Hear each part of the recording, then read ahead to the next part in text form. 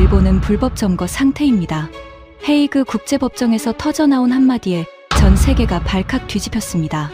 일본이 50년을 기다려온 7광구 종료 카드. 그런데 운명의 그날, 도쿄는 끝내 침묵했습니다. 200조 원의 바다를 둘러싼 50년의 시간 전쟁. 그 전략의 설계자였던 일본 외무성 심의관이 마침내 입을 열었습니다. 한국이 조금만 늦었어도 7광구는 끝날 뻔했습니다. 50년 전 빈손으로 서명했던 한국은 어떻게 일본의 완벽한 계산을 무너뜨렸을까요? 일본 외무성이 감추려던 충격적인 전말을 지금 공개합니다. 시작하기 전 구독과 좋아요, 그리고 대한민국 파이팅 댓글로 한국을 응원해주세요. 헤이그의 국제중재법정이 발칵 뒤집혔습니다. 재판장의 입에서 나온 단 한 문장 때문이었죠. 해당 수역에 대한 일본 측의 배타적 권한 주장은 법적 근거가 부족하며 합의 없는 일방적 점유 시도는 불법 점거에 해당한다. 8만 5천 제곱킬로미터, 남한 전체 면적의 85%에 달하는 바다, 추정 가치 200조 원이 넘는 해저 자원의 운명이 그 한 문장으로 갈렸습니다. 방청석 어딘가에서 숨을 들이켜는 소리가 들렸어요. 펜이 바닥에 떨어지는 소리, 의자가 삐걱이는 소리, 그리고 무거운 침묵이 법정을 덮었습니다. 전례 없는 판정이었습니다. 일본이 50년을 기다려온 전략이 단 하루 만에, 그것도 전 세계가 지켜보는 무대 위에서 공개적으로 부정당하는 순간이었으니까요. 재판장은 판정문을 덮으며 안경 너머로 양측을 바라보았습니다. 백발의 노판사였죠. 그의 목소리는 시종일관 건조했지만 마지막 문장만큼은 또렷하게 힘이 실려 있었습니다. 경계가 합의되지 않은 바다에서 시간은 누구의 편도 아닙니다. 그 말이 누구를 향한 것인지 법정 안의 모든 사람이 알고 있었습니다. 판정 직후 도쿄는 침묵했습니다. 성명도 없었고 반박도 없었어요. 외무성 기자실에 몰려든 기자 수십 명 앞에서 대변인은 같은 문장만 반복했습니다. 판정문의 내용을 정밀하게 분석하고 있습니다. 분석할 게 뭐가 있겠습니까? 판정문은 처음부터 끝까지 명확했는데요. 한 기자가 소리쳤습니다. 50년 전략이 실패한 것 아니냐고요. 대변인의 입술이 잠깐 떨렸지만 답은 나오지 않았습니다. 카메라 플래시만 미친 듯이 터졌죠. 바로 그 시각, 법정 밖 복도에서는 한 남자가 대리석 벽에 등을 기댄 채 서 있었습니다. 손에 쥔 판정문 사본이 가늘게 떨리고 있었죠. 복도의 차가운 공기 속에서 그 남자는 한참 동안 움직이지 못했습니다. 창밖에는 비가 내리고 있었습니다. 헤이그의 잿빛 하늘이 유리창에 번져 있었어요. 하지만 진짜 충격은 그 다음이었습니다. 그 남자가 누구인지 아는 사람은 그 자리에 거의 없었어요. 일본이 50년 동안 숨겨온 전략, 그 설계도를 직접 그린 사람, 그리고 그 설계도가 무너져 내리는 모든 과정을 가장 가까운 자리에서 지켜본 사람, 그게 바로 저였습니다. 이 이야기가 어떻게 끝나는지 궁금하신 분들은 잠시 구독 버튼을 눌러두셔도 좋습니다. 지금부터 들려드릴 이야기는 일본 외무성 깊은 곳에서 50년 동안 잠들어 있던 이야기니까요. 그리고 단언하건대 여러분이 알고 계신 7광구 이야기와는 전혀 다를 겁니다. 제 이름은 카토 미사키, 57살입니다. 외무성 국제법국에서 30년을 일했고 마지막 직책은 심의관이었습니다. 한일 대륙분 공동개발구역, 여러분이 7광구라고 부르는 그 바다의 종료 전략, 그 실무 책임자가 저였습니다. 그날 법정 안 풍경을 저는 지금도 잊지 못합니다. 한국 측 좌석에는 협상단 11명이 앉아 있었습니다. 판정문이 낭독되는 동안 그들은 환호하지 않았어요. 박수도 치지 않았습니다. 주먹을 치켜들지도 않았죠. 수석 대표인 서지원 국장은 그저 눈을 감고 있었습니다. 마치 50년 동안 이 순간을 준비해 온 사람처럼 조용히요. 그 옆에 젊은 직원 하나만이 테이블 아래에서 두 손을 꼭 마주 잡은 채 어깨를 떨고 있었습니다. 그게 전부였습니다. 이기는 법을 아는 사람들은 요란하게 이기지 않는다는 걸 저는 그날 배웠습니다. 반대편, 우리 일본 측 좌석에서는 정반대의 광경이 펼쳐지고 있었습니다. 누마타 신지 사무차관, 62살, 50년 지연 전략의 최종 결재권자이자 제 직속 상관이었던 사람. 그의 얼굴이 종이장처럼 하얗게 질려가는 걸 저는 똑똑히 봤습니다. 그가 쥔 만년필이 책상을 두드리는 소리가 점점 빨라졌어요. 탁, 탁, 탁. 그러다 어느 순간 뚝 멈췄습니다. 판정 낭독이 끝나자 누마타 차관은 자리에서 벌떡 일어났습니다. 의자가 뒤로 넘어가면서 요란한 소리를 냈죠. 법정의 모든 시선이 그에게 쏠렸습니다. 그는 입을 벌렸다가 다물었다가 결국 한마디도 하지 못한 채 서류 가방을 챙겨 들고 법정을 빠져나갔습니다. 그 등이 그렇게 작아 보일 수가 없었습니다. 불과 2달 전까지만 해도 외무성 복도를 호령하던 등이었는데 말이죠. 50년입니다. 일본이 그 바다를 손에 넣기 위해 기다린 시간이요. 움직이지 않는 것이 전략이었고 침묵하는 것이 무기였습니다. 시간은 언제나 일본 편이라고 우리는 믿었습니다. 저도 믿었어요.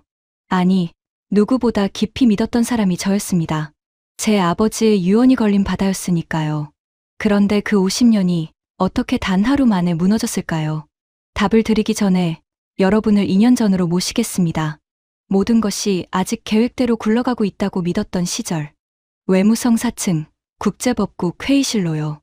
2년 전 봄이었습니다. 외무성 4층 회의실. 창밖으로는 벚꽃이 지고 있었고 회의실 안에는 종이 냄새와 식은 녹차 냄새가 섞여 있었습니다. 긴 테이블 위에 펼쳐진 건 한 장의 해도였어요. 제주도 남쪽, 오키나와 서쪽, 8만 5천 제곱킬로미터의 바다가 붉은 선으로 둘러쳐져 있었습니다. 한일 대륙분 공동개발구역. 우리 내부에서는 그냥 그 바다라고 불렀습니다. 이 바다의 역사를 잠깐 말씀드려야겠군요. 50여 년 전 국제사회의 기준은 대륙붕이 육지의 자연적 연장이라는 원칙이었습니다. 한반도에서 뻗어나온 해저, 지형은 오키나와 해구 직전까지 이어집니다. 그 기준대로라면 그 바다는 한국의 대륙붕이었어요. 한국이 먼저 광구를 선포했고 일본은 강하게 반발했죠. 줄다리기 끝에 두 나라는 공동개발협정에 서명했습니다. 유효 기간 50년. 어느 쪽도 단독으로는 개발할 수 없는 구조. 당시 한국에는 심해를 들여다볼 기술도 시추선을 움직일 자본도 없었습니다. 일본의 돈과 기술이 필요했으니까요. 그래서 그 협정은 한국에 유리한 틀이라는 평가를 받았습니다. 일본의 자본으로 한국 권원이 강한 바다를 함께 파는 그림이었으니까요. 실제로 두 나라는 7개의 시추공을 뚫었고 그중 3곳에서 석유와 가스의 흔적을 확인했습니다. 한때는 중동의 거대 산유국에 맞먹는 매장 가능성이 있다는 연구까지 나오면서 아시아의 보물창고라는 별명이 붙기도 했죠. 하지만 판은 곧 뒤집혔습니다. 협정 서명 후 10수년이 지나면서 국제법의 기준이 바뀌었어요. 자연적 연장이 아니라 해안선으로부터의 거리, 이른바 중간선 기준이 새로운 대세가 된 겁니다. 그 기준으로 그 바다를 자르면 90%가 일본 쪽에 붙습니다. 바로 그때부터였습니다. 일본의 전략이 단 2단어로 정리된 것이요.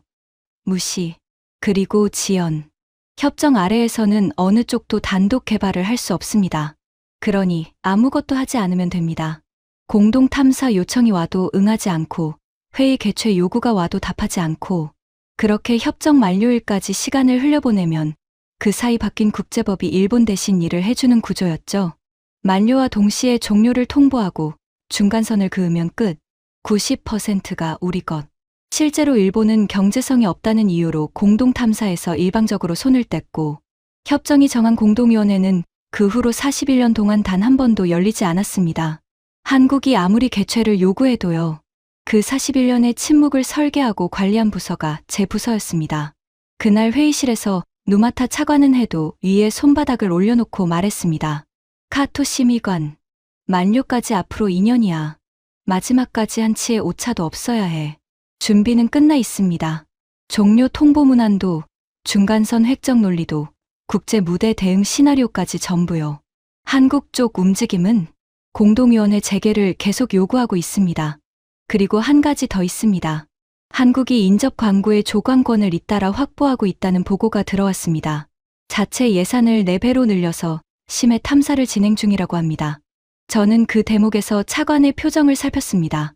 그는 서류를 들춰보지도 않았어요. 그저 어깨를 으쓱했을 뿐입니다. 흉내야, 흉내. 시추선 한 척 제대로 못 띄우던 나라가 데이터 흉내나 내는 거지. 그 나라는 아직도 50년 전에 살고 있어. 기술을 구걸하고 자본을 구걸하던 시절 말이야. 기다리면 바다는 우리 것이 된다. 그쪽이 할 수 있는 일은 아무것도 없어.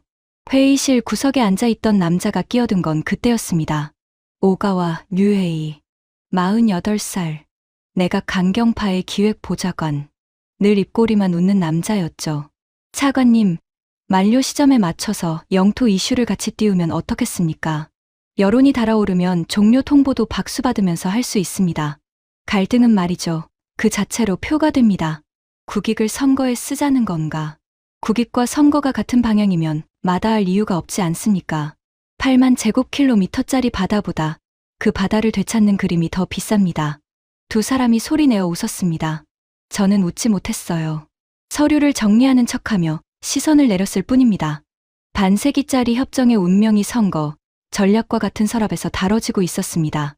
그때 제 가슴 한구석에 작은 가시 같은 것이 박혔다는 걸 당시에는 알지 못했습니다. 솔직히 고백하겠습니다.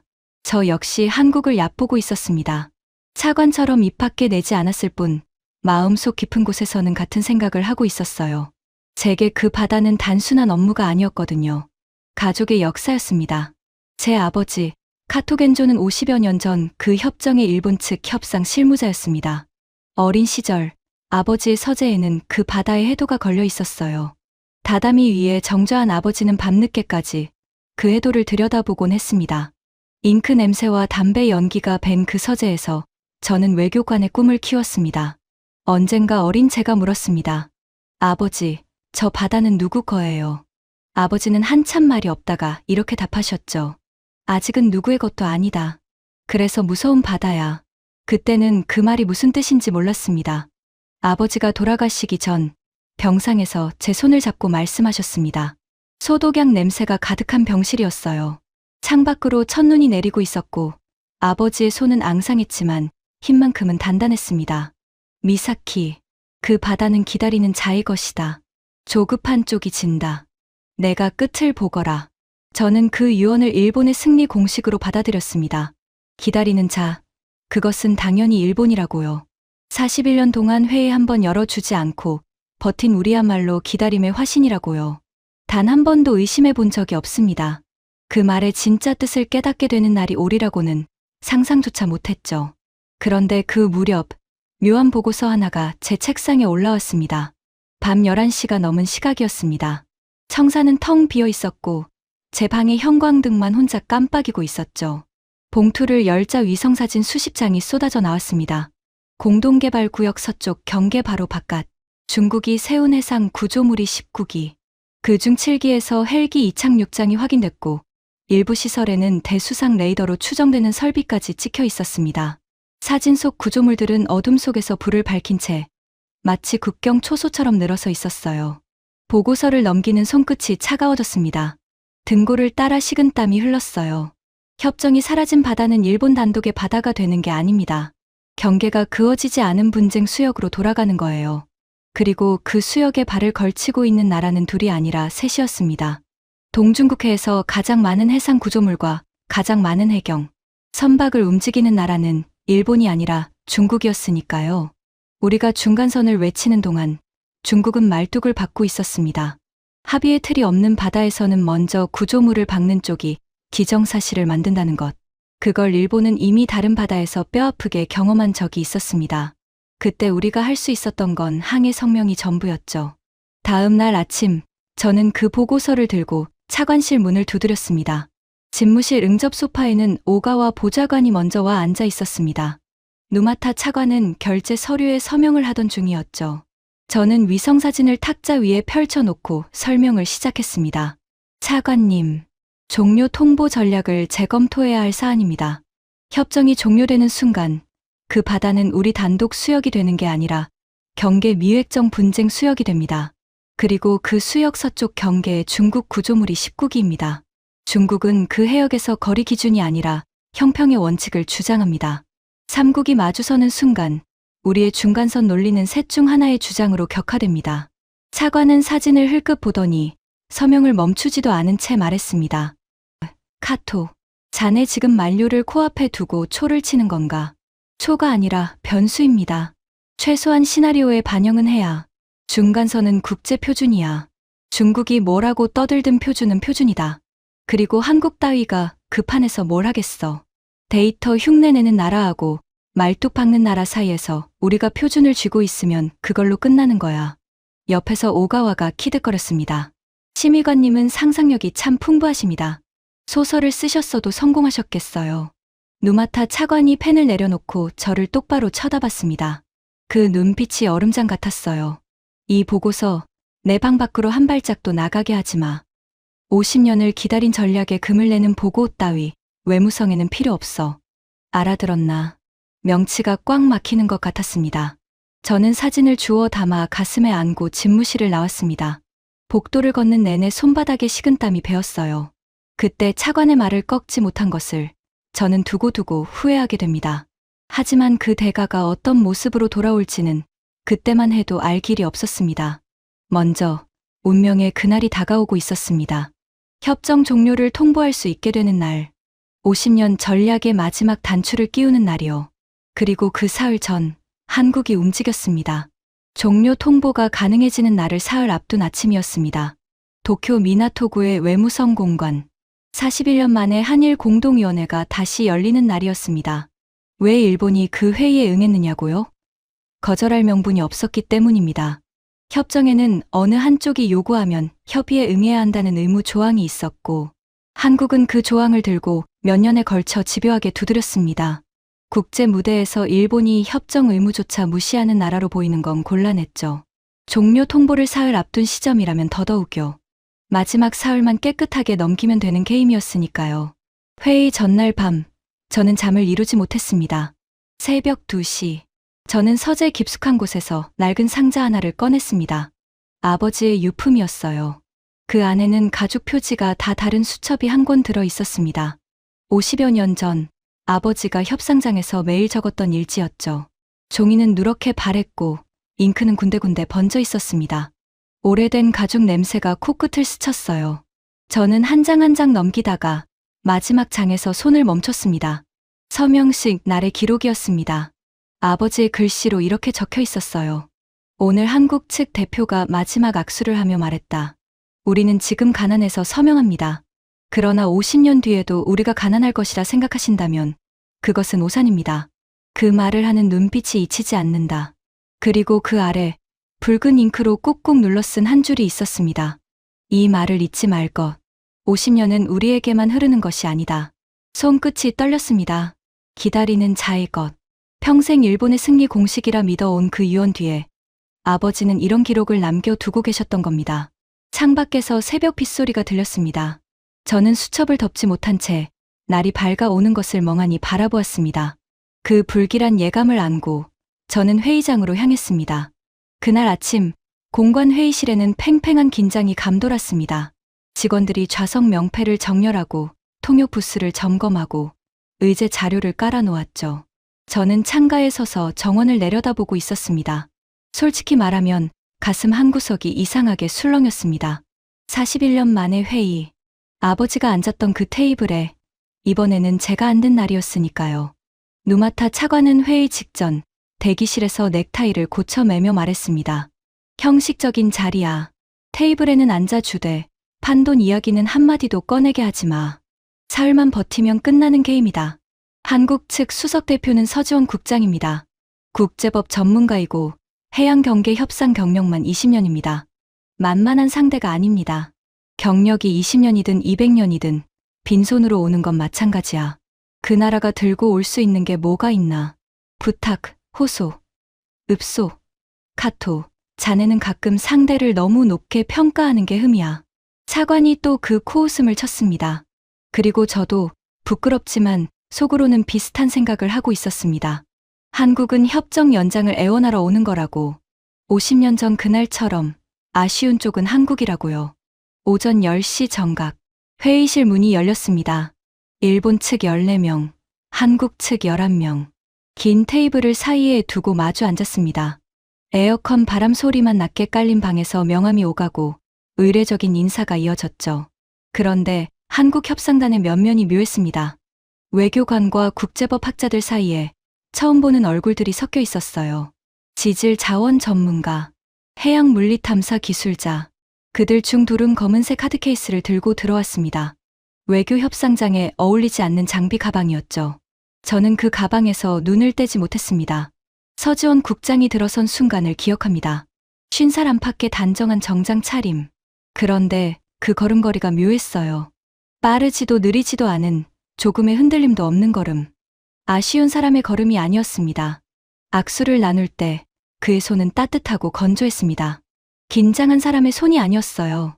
그가 제 명함을 받아 들고는 잠깐 멈칫하더니 조용히 말했습니다. 카토 심의관님, 혹시 카토 겐조 선생의 자제분이십니까? 심장이 덜컥 내려앉았습니다.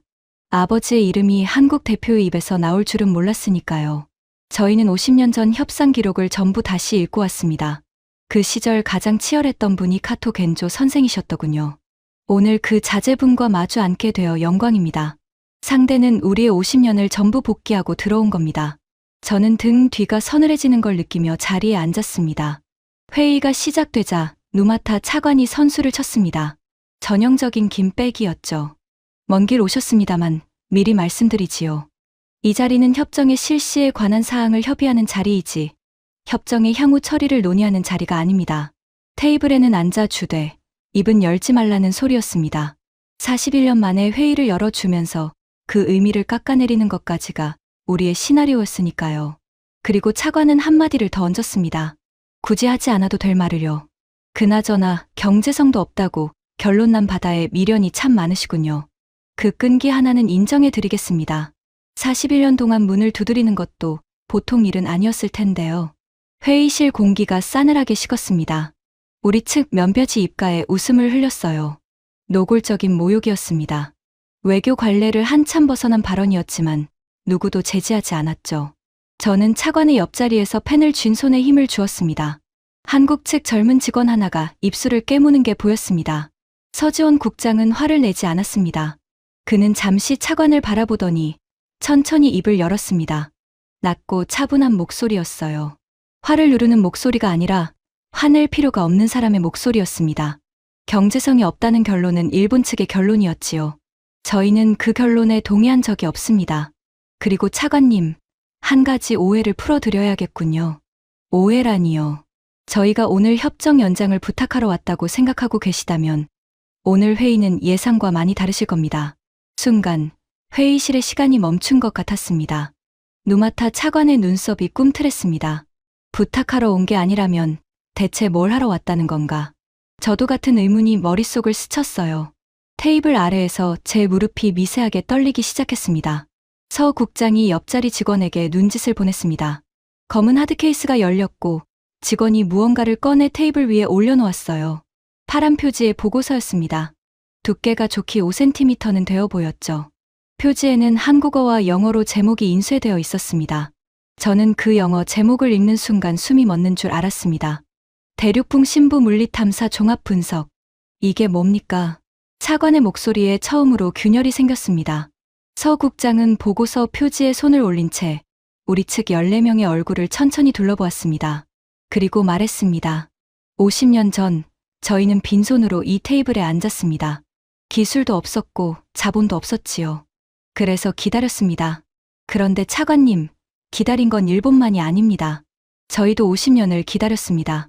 다만 저희는 기다리는 동안 준비를 했습니다. 심장이 쿵 내려앉았습니다. 기다리는 자의 것. 아버지의 목소리가 귓가에 울렸습니다. 왜 하필 그 순간에 그 말이 떠올랐는지 그때는 알지 못했습니다. 그 파란 표지 안에 무엇이 들어있는지도요. 그리고 그 보고서가 펼쳐진 순간 일본의 50년 설계도의 첫 번째 금이 가기 시작했습니다. 파란 표지가 열렸습니다. 한국 측 기술자가 노트북을 프로젝터에 연결하자 회의실 스크린에 영상이 떠올랐습니다. 처음에는 그게 뭔지 알아보지 못했어요. 검은 바탕에 붉고 푸른 띠가 물결치는 그림. 우리 측 좌석에서 웅성거림이 일었습니다. 먼저 알아본 사람은 호리우치 박사였습니다. 자원에너지청 출신으로 우리 측 기술 자문을 맡고 있던 60살의 지질학자였죠. 그가 안경을 고쳤으며 스크린 쪽으로 몸을 기울이는 게 보였습니다. 그리고 낮게 중얼거렸어요. 3차원 탄성파 단면도잖아. 그것도 신부까지. 한국 측 발표자가 입을 열었습니다. 40살 안팎의 여성 박사였습니다. 차분하지만 한치의 망설임도 없는 목소리였죠. 보고 계신 자료는 공동개발구역 인접해역에 대한 3차원 물리탐사 결과입니다. 탐사 면적 1만 2천 제곱킬로미터. 탐사 기간 3개년. 저희가 자체 건조한 물리탐사선으로 직접 취득한 데이터입니다. 자체 건조. 그 한마디에 회의실 공기가 변했습니다. 50년 전 한국은 시추선 한 척 빌릴 돈이 없어서 이 테이블에 앉았던 나라였습니다. 그런데 지금 그 나라가 자기 손으로 만든 탐사선으로 자기 바다를 훑은 데이터를 우리 앞에 펼쳐놓고 있는 겁니다. 발표는 계속됐습니다. 인접 광구 4곳의 조광권은 이미 저희가 확보했습니다. 심해 탐사 예산은 4배로 증액됐고 시추 프로젝트는 저희 정부가 직접 기획하고 발주합니다. 그리고 이것이 핵심입니다. 스크린이 넘어갔습니다. 단면도 위에 밝은 노란색 띠가 여러 겹으로 표시되어 있었어요. 인접 해역에서 확인된 유망 구조입니다. 지질학적으로 이 구조는 공동개발구역 방향으로 연장됩니다. 50년 전 두 나라가 함께 뚫은 7개의 시추공 중 3곳에서 석유와 가스, 흔적이 나온 것과 정확히 같은 맥락이지요. 호리우치 박사의 얼굴이 점점 굳어갔습니다. 그는 펜을 들었다 놓았다 하더니 결국 옆자리에 제게 속삭였습니다. 카토 심의관, 이건 흉내가 아닙니다. 이 정밀도면 세계 어느 자원기업에 내놔도 통하는 데이터예요. 우리한테는 이런 게 없습니다. 우리가 가진 건 50년 전 자료가 전부란 말입니다. 심장이 서늘하게 식었습니다. 차관이 흉내라고 비웃던 그 종이 뭉치가 사실은 우리에게 없는 무기였던 겁니다. 서지원 국장이 다시 마이크를 잡았습니다. 일본 측은 오래전 경제성이 없다는 이유로 이 바다에서 손을 떼셨습니다. 저희는 묻고 싶습니다. 그 결론은 어떤 데이터에 근거한 것이었습니까? 저희 데이터는 다르게 말하고 있는데요. 누마타 차관의 턱에 힘이 들어가는 게 보였습니다. 그는 서류를 탁 덮으며 받아쳤습니다. 흥미로운 그림책이군요. 하지만 종이는 바다를 파지 못합니다. 그리고 분명히 말씀드렸을 텐데요. 이 자리는 협정의 향후를 논의하는 자리가 아니라고. 맞습니다. 그래서 저희는 향후를 논의하자는 게 아닙니다. 서 국장이 처음으로 목소리에 무게를 실었습니다. 저희는 협정 제 몇 조에 따라 공동탐사의 재개를 공식 요청합니다. 여기 그 근거 데이터가 있습니다. 일본 측이 이를 거부하신다면 그것은 협정상 의무의 위반입니다. 그리고 사흘 뒤 일본이 종료를 통보하신다면 저희는 준비된 절차에 따라 대응할 것입니다. 준비된 절차. 그 4글자가 회의실에 떨어지는 순간 저는 깨달았습니다. 한국은 부탁하러 온 게 아니라 선택지를 던지러 온 거였습니다. 함께 팔 것인가, 법정에서 만날 것인가. 칼자루를 쥔 쪽이 바뀌어 있었던 겁니다. 50년 전에는 일본의 기술이 협상의 지렛대였습니다. 그런데 지금 이 테이블 위의 지렛대는 한국의 데이터였습니다. 회의는 결론 없이 끝났습니다. 누마타 차관은 검토하겠다는 말 한마디를 남기고 자리를 박찼죠. 한국협상단이 회의실을 나설 때 서지원 국장이 제 앞에서 잠시 걸음을 멈췄습니다. 그리고 조용히 말했어요. 카토 심의관님, 50년 전 협상 일지를 보면 카토 겐조 선생은 마지막 날 이렇게 기록하셨더군요. 한국 대표의 눈빛이 잊히지 않는다고요. 저희 기록에도 같은 날이 남아 있습니다. 그날 우리 대표는 이렇게 적었습니다. 일본의 카토라는 사람은 적이지만 바다를 아는 사람이다. 그는 가볍게 목례를 하고 떠났습니다. 저는 그 자리에 못 박힌 듯 서 있었어요. 한국은 우리의 50년을 전부 읽고 있었습니다. 우리가 한국의 50년을 단 한 줄도 읽지 않는 동안에요. 그날 오후 외무성 5층 대회의실에서 긴급 대책 회의가 열렸습니다. 국제법국, 아시아대양주국, 자원에너지청 파견관까지 22명이 모였습니다. 블라인드 틈으로 오후 햇살이 칼날처럼 떨어지는 방이었죠. 테이블 상석에는 누마타 차관이, 그 옆에는 오가와 보좌관이 앉아 있었습니다. 내각 보좌관이 외무성 회의에 버젓이 앉아 있는 것부터가 비정상이었지만 누구도 입을 열지 않았습니다. 차관이 먼저 입을 뗐습니다. 오늘 회의는 없었던 일이다. 한국이 종이 몇 장 들고 와서 으름장을 놨다. 그뿐이야. 예정대로 간다. 사흘 뒤 종료를 통보한다. 저는 자리에서 일어났습니다. 손에는 밤새 다시 정리한 종합 분석 보고서가 들려 있었어요. 위성사진, 한국 데이터 평가, 국제 판례 분석까지 전부 담은 48장짜리 보고서였습니다. 차관님, 종료 통보의 보류를 정식으로 건의드립니다. 회의실이 얼어붙었습니다. 22명의 시선이 일제히 제게 꽂혔어요. 첫째, 협정이 종료되는 순간 그 바다는 경계 미획정 분쟁 수역이 됩니다. 우리 단독 수역이 아닙니다. 둘째, 그 수역 서쪽에는 중국 구조물이 19기 서 있고 어제 위성 분석으로 신규 2기의 공사 정황이 추가 확인됐습니다. 합계 21기입니다. 셋째, 오늘 확인했듯 한국은 단독 탐사 능력과 데이터를 갖췄습니다. 협정이 사라지면 한국도 중국도 각자 움직일 수 있게 됩니다. 우리만 빈손입니다. 우리에게는 50년 전 데이터뿐입니다. 저는 보고서를 차관 앞으로 밀어 놓았습니다. 종료는 90%를 가져오는 카드가 아닙니다. 모두를 풀어놓는 카드입니다. 침묵이 흘렀습니다. 몇몇 젊은 사무관들이 고개를 끄덕이려다 차관의 눈치를 보며 시선을 떨궜습니다. 누마타 차관은 보고서를 집어들었습니다. 한 장을 넘기고 두 장을 넘기고 그리고 다음 순간 그는 보고서를 두 손으로 잡더니 그대로 찢어버렸습니다. 종이 찢어지는 소리가 회의실에 울려 퍼졌습니다. 반으로, 다시 반으로. 48장의 분석이 차관의 손에서 갈갈이 찢겨 테이블 위에 흩어졌습니다. 50년이다. 차관의 목소리는 낮고 차가웠습니다. 50년을 기다린 전략을 사흘 앞두고 겁쟁이 소리로 무너뜨리겠다는 건가. 중국이 무서우면 외교관을 그만뒀어야지. 한국 종이 쪼가리에 홀렸으면 한국으로 건너가든가. 그리고 그는 좌중을 둘러보며 한마디를 더 얹었습니다. 제 인격을 도려내는 말이었죠. 여러분, 카토 심의관은 아버지 때부터 그 바다에 사로잡힌 사람이야. 집안의 한풀이와 국가의 전략을 구분 못하는 거지. 이해는 한다만 외무성의 판단은 감상으로 하는 게 아니다. 귓속에서 피가 도는 소리가 들렸습니다. 손끝이 차갑게 식고 명치 끝이 뜨겁게 달아올랐어요. 아버지를 욕보이는 말에 주먹이 떨렸지만 저는 이를 악물고 서 있었습니다. 여기서 무너지면 보고서와 함께 진실까지 찢기는 거니까요. 오가와 보좌관이 그 틈을 파고들었습니다. 늘 그렇듯 입꼬리만 웃으면서요. 차관님, 좋은 기회입니다. 종료 통보와 동시에 영토 문제를 전면에 띄우시죠. 보도자료 초안은 이미 준비해뒀습니다. 50년을 참아온 일본, 마침내 자국의 바다를 되찾다. 이 한 줄이면 지지율 5포인트는 움직입니다. 5포인트라. 바다가 우리에게 주는 첫 번째 선물인 셈이죠. 두 사람의 웃음소리를 들으며 저는 찢어진 보고서 조각을 말없이 주워 모았습니다. 22명 중 누구도 저를 도와주지 않았습니다.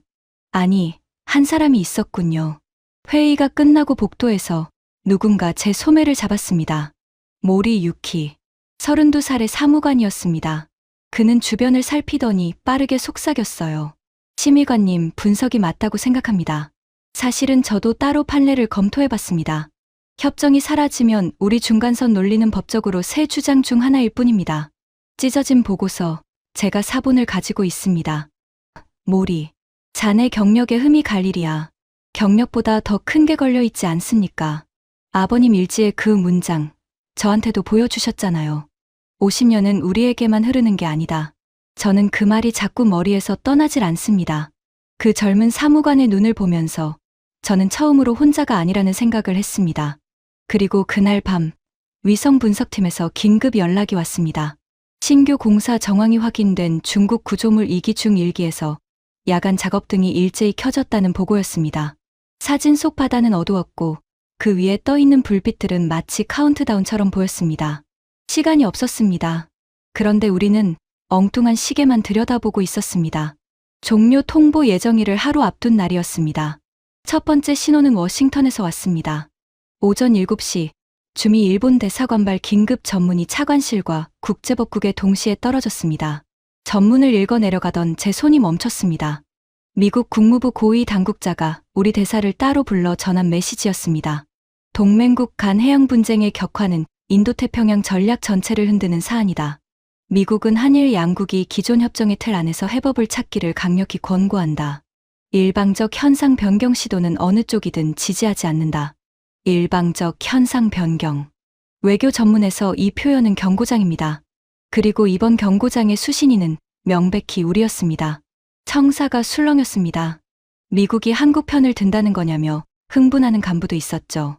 하지만 미국은 한국 편을 든 게 아니었습니다. 판을 깨는 쪽의 반대편의 선거뿐이었어요. 그런데 판을 깨려는 쪽이 하필 우리였던 겁니다. 두 번째 신호는 헤이그에서 왔습니다. 같은 주 헤이그에서 국제해양법학회가 열렸습니다. 세계 각국의 학자와 실무자 200여 명이 모이는 자리였죠. 저는 차관 몰래 출장 명목을 만들어 그 학회에 직접 참석했습니다. 우리 법리가 국제 무대에서 어떻게 평가받는지 제 눈으로 확인해야 했으니까요. 학회장은 오래된 석조 건물이었습니다. 높은 천장에 발소리가 울리고 복도에는 커피 냄새가 떠다녔죠. 셋째 날 오후 세션, 동중국해 경계 문제가 의제에 올랐습니다. 연단에 선 사람은 네덜란드의 판데르메이르 교수였습니다. 해양 경계 획정 분야에서 가장 많이 인용되는 학자 중 한 명이죠. 백발의 노 교수는 스크린에 그 바다의 지도를 띄웠습니다. 제 평생을 바친 바로 그 바다를요. 중간선은 유용한 출발점입니다. 그러나 그것이 자동적인 결론이라는 믿음은 법이 아니라 희망입니다. 장내의 웃음이 일었습니다. 교수는 말을 이었습니다. 이 해역에는 세 가지 주장이 존재합니다. 거리 기준, 자연적 연장, 그리고 형평의 원칙. 판례는 관련 사정을 종합하라고 말합니다. 해저 지형, 해안선의 길이, 그리고 당사국들의 행위까지요. 특히 흥미로운 것은 행위입니다. 반세기 동안 협정상 협의 의무를 사실상 거부해온 국가가 그 협정의 종료로 이익을 얻겠다고 나선다면 재판부는 신의성실의 원칙을 묻지 않을 수 없을 겁니다. 저는 숨이 멎는 것 같았습니다. 41년. 우리가 회의를 열어주지 않은 그 41년이 법정에서는 전략이 아니라 의무 위반의 기록이 된다는 뜻이었습니다. 우리가 자산이라 믿었던 침묵이 사실은 차곡차곡 쌓인 빚이었던 겁니다. 세션이 끝나고 저는 복도에서 한국 학자들이 교수와 악수하는 모습을 봤습니다. 그들의 손에는 두툼한 자료집이 들려 있었어요. 표지가 눈에 익었습니다. 파란색이었죠.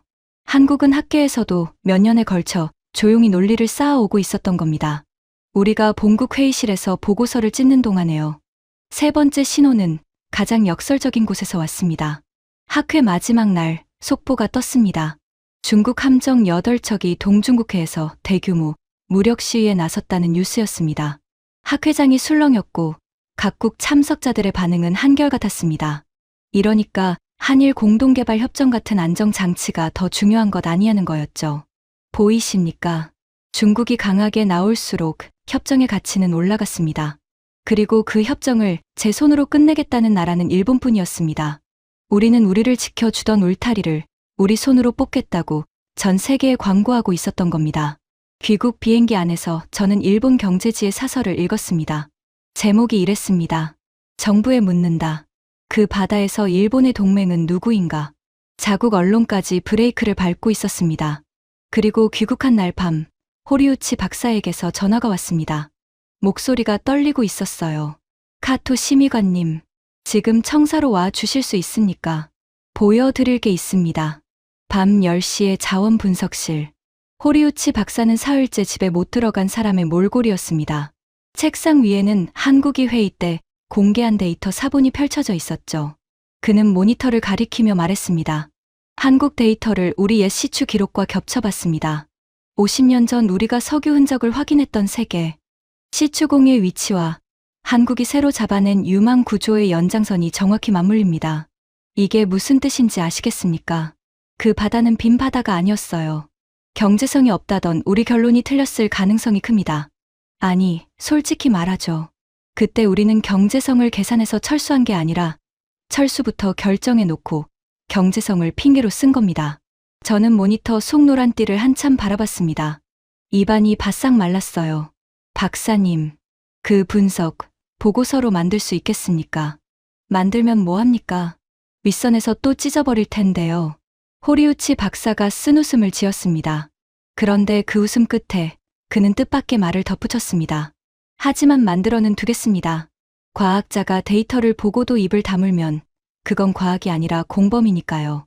찢긴 보고서의 사본을 숨겨둔 젊은 사무관, 밤을 새워 진실을 검증하는 늙은 과학자, 거대한 침묵의 조직 안에서 작은 균열들이 소리 없이 번지고 있었습니다.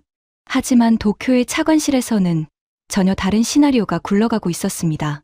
귀국한 날 저녁, 저는 차관실로 불려갔습니다. 집무실에는 누마타 차관과 오가와 보좌관, 그리고 처음 보는 홍보 컨설턴트까지 세 사람이 있었습니다. 테이블 위에는 보도자료, 초안과 기자회견 시나리오가 펼쳐져 있었죠. 제목이 보였습니다. 50년의 인내, 끝나다. 일본, 대륙붕 협정 종료를 통보. 차관은 위스키 잔을 흔들며 말했습니다. 기분이 좋아 보였어요. 카토, 헤이그 구경은 잘했나? 학자들 탁상공론 듣느라 고생했군. 차관님, 워싱턴 전문을 보셨을 겁니다. 미국이 명시적으로 미국은 늘 그렇게 말해. 그러다 기정사실이 되면 받아들이지. 통보는 예정대로 간다. 그리고 오가와 군의 작품도 같이 나갈 거야. 오가와가 자료를 한창 내밀었습니다. 영토 문제 홍보관 확장, 기념일 행사 격상 검토, 강경 메시지 일정표까지. 종료 통보와 영토 여론전을 한 묶음으로 터뜨리는 기획이었습니다. 여론조사를 돌려봤습니다. 강경 메시지가 나가면 내각 지지율이 최소 5포인트, 최대 8포인트 오릅니다. 선거의 해 아닙니까? 바다는 멀고 표는 가깝죠. 저는 마지막 힘을 끌어모아 말했습니다. 차관님, 이건 국익의 문제입니다. 협정이 사라지면 중국이 들어옵니다. 한국은 준비가 끝났고 우리만 빈손입니다. 제발 사흘만, 아니 단 하루만이라도 재검토를. 그때 누마타 차관이 잔을 내려놓았습니다. 유리잔이 대리석에 부딪히는 소리가 총성처럼 울렸어요. 그리고 그는 평생 잊지 못할 말을 내뱉었습니다. 카토, 자네는 아직도 모르나. 이 통보문에는 내 50년이 걸려 있어. 내가 이 전략의 막내 사무관으로 시작해서 차관까지 올라온 50년이야. 내 손으로 이 전략을 완성하고 그 공적으로 정점에 서는 것. 그게 이 게임의 결말이다. 국익은 이기는 자가 나중에 정의하는 거야. 저는 그 순간 깨달았습니다. 이 사람이 지키려는 건 일본의 바다가 아니라 자신의 재단이었다는 걸요. 50년 전략의 완성자라는 비석에 새길 이름. 그게 전부였던 겁니다. 심의관 카토 미사키, 자네는 오늘부로 협상 대표단에서 제외한다. 인사부에는 따로 통보하지. 나가봐. 좌천이었습니다. 30년을 바친 바다에서 저는 그렇게 쫓겨났습니다. 복도로 나오자 다리에 힘이 풀렸습니다. 벽을 짚고 한참을 서 있었어요. 그때 모리 사무관이 달려왔습니다. 그는 제 얼굴을 보더니 모든 걸 알아챘죠. 그 젊은 친구의 눈에 분노가 차올랐습니다. 이건 외교가 아닙니다. 도박입니다. 그것도 남의 돈으로 하는 도박이요. 모리, 말 조심해. 자네까지 다친다. 심의관님, 솔직히 말씀해 주십시오. 내일 통보가 나가면 우리는 지는 겁니까? 저는 대답하지 못했습니다. 대답 대신 아버지의 일지에 적힌 문장만 머릿속을 맴돌았습니다. 50년은 우리에게만 흐르는 것이 아니다. 그리고 운명의 통보일 아침이 밝았습니다. 오전 9시 기자회견장에는 카메라 수십 대가 도열했습니다. 누마타 차관은 새 넥타이를 메고 대기실에 앉아 있었죠. 통보문은 이미 한국 측에 전달될 준비를 마쳤습니다. 50년 전략의 마지막 단추. 차관의 표정은 대관식을 앞둔 사람의 그것이었습니다. 그런데 9시 15분, 회견 시작 15분 전, 총리관저에서 긴급 전화가 걸려왔습니다. 회견장 뒤편이 갑자기 분주해졌습니다. 비서관들이 뛰어다니고 차관의 얼굴이 시시각각 변해갔어요. 수화기를 쥔 그의 손이 부들부들 떨리는 게 멀리서도 보였습니다. 보류라니, 그게 무슨, 각하, 잠시만 50년을 기다린. 전화는 일방적으로 끊긴 모양이었습니다. 나중에 알게 된 전말은 이랬습니다. 그날 새벽 중국 함정 8척의 시위 보고와 미국의 두 번째 경고 전문이 동시에 관저에 들어갔습니다. 그리고 관저는 판단한 겁니다. 지금 협정을 끊는 것은 중국과 정면 충돌 중인 일본이 한국까지 적으로 돌리고 그 바다를 삼국 분쟁 수역으로 만드는 자해 행위라고요. 시간은 일본 편이었습니다. 50년 동안 분명히 그랬습니다. 그런데 그 시계를 멈춰 세운 건 한국이 아니었습니다. 우리 자신이었어요. 더 정확히는 갈등을 연료로 쓰겠다던 바로 그 사람들이었습니다. 기자회견은 취소됐습니다. 기자들 앞에는 대변인이 나와서 짧게 말했죠. 재반 정세를 종합적으로 검토 중이라고요. 50년을 기다린 카드는 그렇게 책상 서랍으로 돌아갔습니다. 하지만 누마타 차관은 포기하지 않았습니다. 아니, 오히려 더 위험한 카드를 꺼내 들었습니다. 그날 밤, 차관은 측근들을 모아놓고 선언했습니다. 모리 사무관이 그 자리에 배석했다가 제게 전해준 말입니다. 통보가 막혔으면 길을 바꾸면 돼. 우리 법리가 국제 표준이라면 법정에서 증명하면 되는 것 아닌가. 우리가 먼저 국제 절차를 건다. 한국이 협정을 빌미로 우리 대륙분 권리를 침해하고 있다고 말이야. 중간선은 표준이다. 표준은 진다는 법이 없어. 자신의 대관식을 위해 그는 일본을 법정으로 끌고 가기로 한 겁니다. 한국이 그토록 준비해온 바로 그 무대로요. 국제 중재 절차가 시작됐습니다. 일본 정부 안에서는 낙관론이 우세했습니다. 중간선은 국제 판례의 대세고 법리전이라면 우리가 전문가라는 자신감이었죠. 누마타 차관은 절차 개시를 발표하는 자리에서 이렇게 말했습니다. 속전속결로 끝날 것이며 판정은 일본의 50년 인내에 대한 보상이 될 거라고요. 저는 협상단에서 쫓겨난 처지였지만 국제법국 자료 지원 업무에는 남아 있었습니다. 법무팀이 요청하는 자료를 찾아주는 사실상 한직이었죠. 그런데 바로 그 한직에서 저는 일본의 50년이 어떤 모습인지를 누구보다 정확하게 보게 됐습니다. 서면 공방이 시작되자 한국 측 제출 자료가 도착했습니다. 박스로 17상자였습니다. 법무팀 회의실에 그 상자들이 쌓이던 날을 기억합니다. 다들 말을 잃었어요. 상자를 하나씩 열 때마다 한국이 보낸 세월이 쏟아져 나왔습니다. 41년 동안 한국이 공동위원회 개최를 요구한 공문 일체, 일본이 응하지 않은 기록 일체, 공동탐사를 제안한 서한과 일본의 거부 회신, 3차원 물리탐사 데이터 원본, 인접 광구 시추 계획서, 중국 구조물 21기의 위성 분석 자료, 그리고 헤이그 학회에서 봤던 그 파란 자료집까지 한국의 논리는 명확했습니다. 협정은 살아있고 한국은 50년 동안 의무를 다했다. 일본은 41년 동안 협의 의무를 거부했다. 그 일본이 이제 와서 협정 위에 세워진 권리를 부정하는 것은 신의성실 원칙의 위반이다. 그리고 이 바다의 경계는 중간선만으로 그을 수 없다. 해저 지형, 형평, 그리고 당사국의 행위까지 종합해야 한다.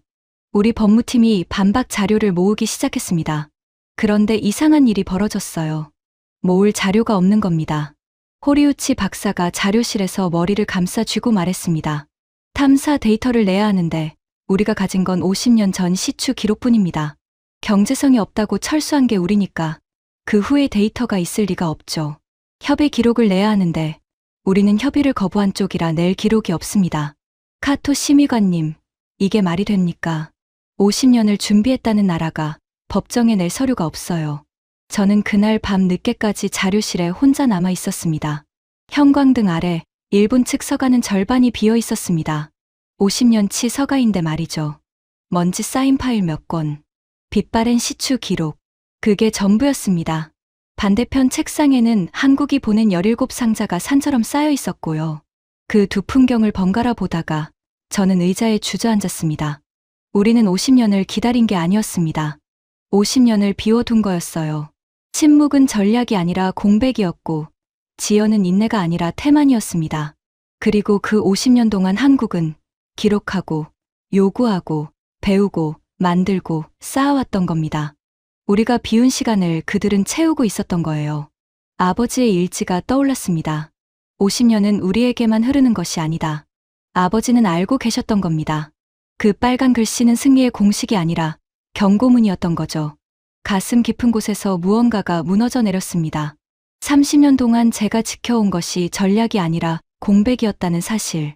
그 공백의 관리자가 바로 저였다는 사실이요. 심리가 진행될수록 전세는 기울었습니다.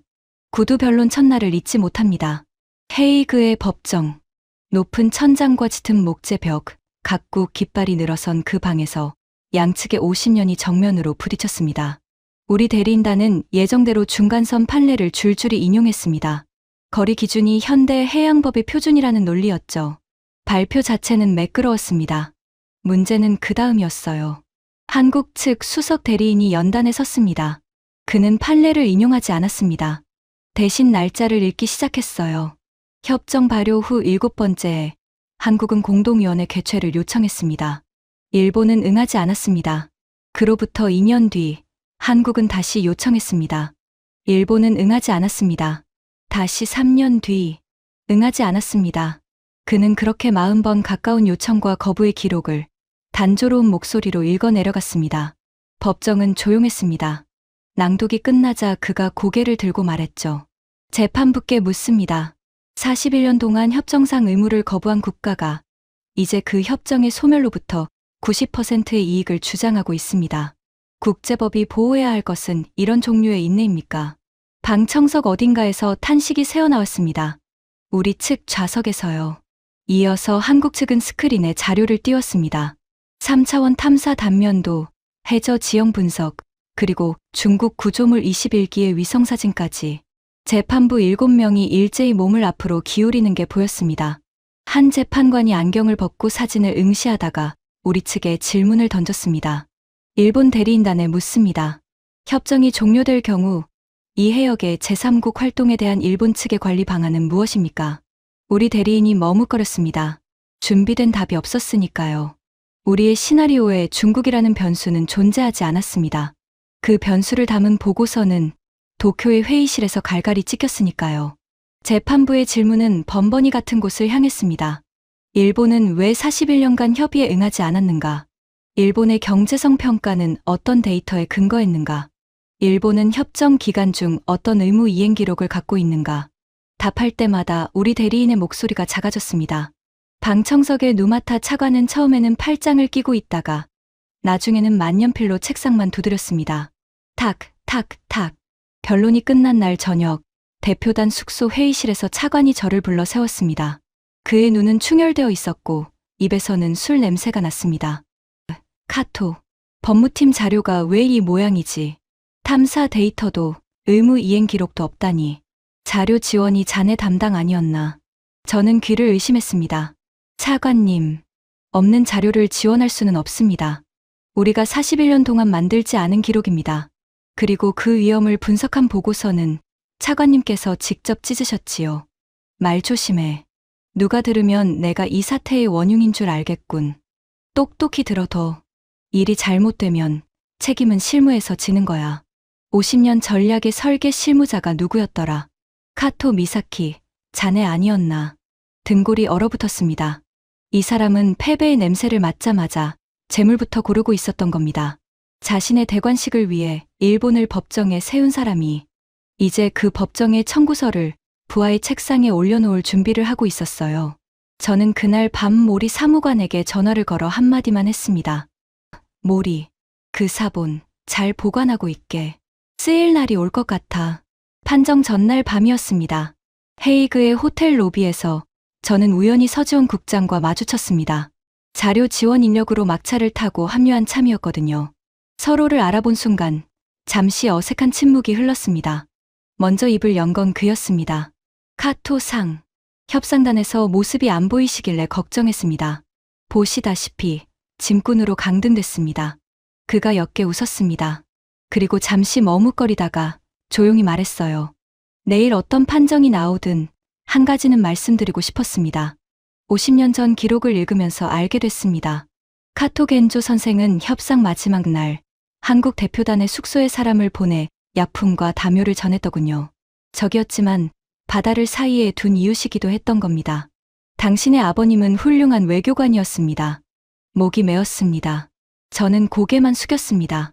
그 밤 호텔 창밖으로 헤이그의 비가 내리고 있었습니다. 그리고 운명의 아침이 밝았습니다. 50년의 설계도가 심판대에 오르는 날이요. 판정의 아침, 헤이그에는 비가 내리고 있었습니다. 법정 앞 광장에는 이른 시간부터 각국 취재진이 진을 치고 있었죠. 8만 5천 제곱킬로미터의 바다, 50년짜리 협정, 그리고 세 나라의 운명이 얽힌 판정이었으니까요. 저는 대표단의 맨 끝자리, 자료 가방을 든 채 법정에 들어섰습니다. 한국 측 좌석에는 서지원 국장과 협상단 11명이 이미 앉아 있었습니다. 우리 측 좌석 맨 앞에는 누마타 차관이 앉았죠. 그는 그날도 새 넥타이를 메고 있었습니다. 끝까지 자신의 대관식을 믿고 있었던 겁니다. 오전 10시 정각, 재판부 7명이 입정했습니다. 전원이 기립했고 백발의 재판장이 판정문을 펼쳤습니다. 종이 넘기는 소리까지 들릴 만큼 법정은 고요했습니다. 판정문 낭독은 40분 동안 이어졌습니다. 저는 그 40분을 평생 잊지 못할 겁니다. 재판부는 먼저 협정의 효력을 확인했습니다. 협정은 유효하며 양 당사국을 구속한다고요. 이어서 일본의 행위가 도마에 올랐습니다. 일방 당사국은 41년에 걸쳐 협정상 협의 의무의 이행을 사실상 거부하였다. 재판부는 이러한 행위가 조약의 신의성실 이행 원칙과 양립하기 어렵다고 판단한다. 누마타 차관의 어깨가 움찔하는 게 보였습니다. 또한 해당 당사국이 원용하는 거리 기준은 이 해역에 자동적으로 적용되는 유일한 기준이 아니다. 해저 지형의 특성, 관련 사정, 그리고 당사국들의 행위가 종합적으로 고려되어야 한다. 그리고 마침내 그 문장이 나왔습니다. 따라서 해당 수역에 대한 일본 측의 배타적 권원 주장은 법적 근거가 부족하며 협정의 틀을 벗어난 일방적 점유 시도는 합의 없는 불법 점거에 해당한다. 법정이 발칵 뒤집혔습니다. 펜이 떨어지고 의자가 삐걱이고 방 청석 곳곳에서 숨을 들이켜는 소리가 터졌습니다. 90%를 가져온다던 50년의 설계도가 국제 무대 한복판에서 불법이라는 단어와 함께 부정당하는 순간이었습니다. 재판부는 마지막으로 권고를 덧붙였습니다. 양국은 협정의 틀 안에서 공동 탐사를 재개하고 제3국 변수에 공동으로 대응하라. 그리고 한국이 제출한 탐사 데이터는 향후 협의의 기초 자료로서 충분한 신뢰성을 갖는다. 한국의 50년이 공인되는 순간이었습니다. 판정문을 덮으며 재판장은 안경 너머로 양측을 바라보았습니다. 그리고 그 한마디를 남겼죠. 경계가 합의되지 않은 바다에서 시간은 누구의 편도 아닙니다. 시간은 다만 기록하는 자의 편입니다. 누마타 차관이 자리를 박차고 나간 건 그 직후였습니다. 넘어진 의자, 작아진 등. 여러분께 처음 들려드렸던 바로 그 장면입니다. 하지만 진짜 심판은 법정 밖에서 기다리고 있었습니다. 귀국한 도쿄는 벌집을 쑤셔 놓은 듯 했습니다. 신문 일면마다 패소 소식이 실렸고 국회는 책임 규명을 요구했죠. 50년 전략은 누가 설계했고 경고는 왜 묵살됐으며 재소는 누가 결정했는가. 그리고 누마타 차관은 제가 예상한 그대로 움직였습니다. 내부 조사위원회가 꾸려진 첫날 차관은 위원회에 한 장의 문서를 제출했습니다. 50년 전략의 실무 설계와 위험 평가는 전적으로 국제법국 심의관 카토 미사키의 소관이었으며 중국 변수에 대한 보고, 누락 역시 실무선의 과실이라는 내용이었죠. 저는 조사실로 불려갔습니다. 긴 테이블 맞은편에 위원 5명이 앉아 있었고 옆자리에는 누마타 차관이 피해자의 얼굴을 하고 앉아 있었습니다. 그가 저를 흘끗 보며 말했습니다. 카토 군, 이제 와서 변명은 서로 추해질 뿐이야. 실무자가 책임지는 게 조직의 도리 아닌가. 30년을 바친 조직에서 저는 재단에 오를 제물로 지목된 겁니다. 위원장이 물었습니다. 중국 변수에 대한 사전 분석이 존재했는가? 존재했다면 왜 정책에 반영되지 않았는가? 제가 입을 열기도 전이었습니다. 조사실 문이 열렸습니다. 모리 유키 사무관이 서류 봉투를 들고 서 있었습니다. 그 뒤에는 호리우치 박사가 두꺼운 보고서를 안고 있었고요. 모리가 위원회를 향해 또박또박 말했습니다. 증거 자료를 제출하러 왔습니다. 첫째, 카토 심의관이 작성한 48장짜리 위험 분석 보고서의 사본입니다. 원본은 대책회의 석상에서 누마타 차관이 직접 찢었습니다. 그 자리에 있던 직원 22명 중 증언 의사를 밝힌 사람이 9명입니다. 둘째, 종료 통보 보류를 건의한 기록 일체. 셋째, 호리우치 박사의 데이터 검증 보고서입니다. 경제성 평가가 어떻게 뒤집혔는지 그대로 담겨 있습니다. 조사실이 얼어붙었습니다. 누마타 차관의 얼굴이 하얗게 질려갔습니다. 그는 더듬거리며 말했죠. 조작이다. 하극상이다. 저 둘은 카토의 사람들이다. 하지만 찢긴 보고서의 사보는 날짜와 결제 경로까지 선명했고 9명의 증언은 한치의 어긋남도 없었습니다. 위원장이 차관을 바라보며 물었습니다. 차관께서는 방금 전까지 이런 보고를 받은 적이 없다고 진술하셨습니다. 정정하시겠습니까? 차관의 입술이 달싹였지만 소리는 나오지 않았습니다. 만년필을 쥔 그 손이 헤이그의 법정에서처럼 부들부들 떨리고 있었어요. 탁, 탁, 탁. 책상을 두드리던 그 소리는 더 이상 들리지 않았습니다. 조사가 끝나고 복도로 나오자 모리 사무관과 호리우치 박사가 기다리고 있었습니다. 저는 두 사람 앞에서 한참 동안 말을 잇지 못했습니다. 겨우 꺼낸 말이 이것이었어요. 두 사람 다 경력을 걸었어. 왜 그랬나? 호리우치 박사가 먼저 웃었습니다. 제 나이가 60입니다. 정년까지 몇 년 남지도 않았는데 마지막을 공범으로 끝내고 싶지는 않더군요. 과학자답게 끝내고 싶었습니다. 모리 사무관은 잠시 머뭇거리다가 똑바로 저를 보며 답했습니다. 심의관님이 보고서를 찍히던 날 아무도 일어나지 않았습니다. 저도요. 그날 밤 잠이 안 왔습니다. 30년 뒤에 제가 그 자리에 앉았을 때 젊은 사무관이 옳은 보고를 들고 오면 저는 어떤 사람이고 싶은가? 그 질문에 답을 한 것뿐입니다. 목이 메어서 저는 두 사람의 어깨만 두드렸습니다. 거대한 조직을 바꾸는 것은 거창한 영웅이 아니라 잠 못 드는 밤을 외면하지 않은 보통 사람들이라는 걸 저는 그날 배웠습니다.